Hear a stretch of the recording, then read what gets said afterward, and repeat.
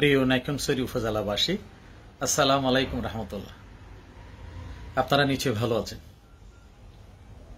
বিগত ষষ্ঠ উপজেলা নির্বাচনে আওয়ামী লীগের হেভিওয়েট প্রার্থীকে বিপুল ভোটে পরাজিত করে আপনারা আমাকে নির্বাচিত করেছিলেন।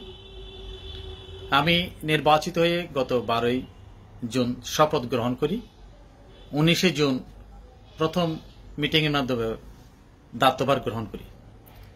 গতকাল 19 অগাস্ট বর্তমান অন্তর্বর্তীকালীন সরকার, যেটা বৈষম্য বিরোধী ছাত্র আন্দোলনের ছাত্র জনতার আন্দোলনের ফসল, যেটা আমি নিজেও সমর্থন করি, সেই সরকারের বৈষম্য বিরোধী ছাত্র আন্দোলনের চিন্তা চেতনার বহিঃপ্রকাশ ঘটানোর জন্য তাদের আন্দোলনের ফসল হিসাবে বর্তমানে অন্তর্বর্তী সরকার উপজেলা পরিষদের চেয়ারম্যান বা চেয়ারম্যানদেরকে অপসারণ করে তদস্থলে উপজেলা নির্বাহী অফিসারকে প্রশাসক হিসাবে নিয়োগ করেছেন।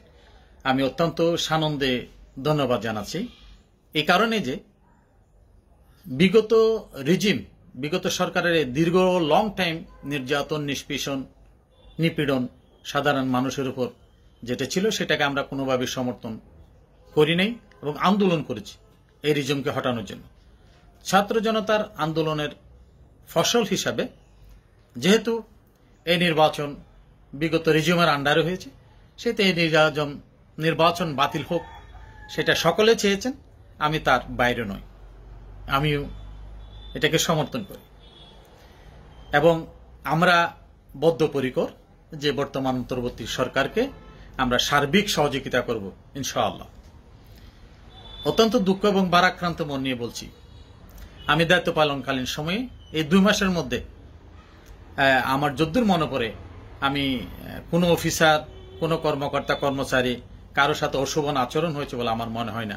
আমি কিছু বিচার আচার করতাম, এই বিচার করতে গিয়ে কারো দ্বারা প্রভাবিত হয়ে বা ম্যানুপুলেট হয়ে আমি কোনো বিচারে রায় দিয়েছি বলে মনে হয় না। হতে পারে আমার অজান্তে বা অজ্ঞতার কারণে হতে পারে, কেউ অসন্তুষ্ট হতে পারে, বাট আমি কারো দ্বারা প্রভাবিত হয়ে কিংবা লোভের বশবর্তী হয়ে এরকম কোন রায় আমি দিয়েছি বলে মনে হয় না, আমি দিই নাই। তো এরপরেও যদি কেউ যদি আঘাত পেয়ে থাকেন, আপনারা আমাকে ক্ষমা সুন্দর দৃষ্টিতে দেখবেন। আমরা অত্যন্ত সন্তর্পণে দেখছি কিছু অপ্রীতিকর ঘটনা, টুকেটেকাটি ঘটনা ঘটতেছে। এগুলির জন্য মানুষ হিসাবে আমাদের লজ্জা থাকা উচিত, লজ্জা হওয়া দরকার বলে আমি মনে করি। কারো বাড়িঘরে হামলা করা, দোকানপাট লুট করা, ভাঙচুর করা, এগুলি কোনো শোভনীয় কাজ নয়।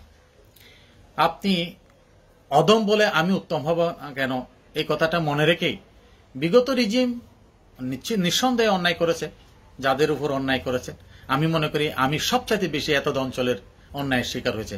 আমার বাড়িঘর ভাঙচুর করা হয়েছে, আমার দোকানপাট ভাঙচুর করে লুট করে নিয়ে যাওয়া হয়েছে। আমি 6 বার গ্রেপ্তার হয়েছি।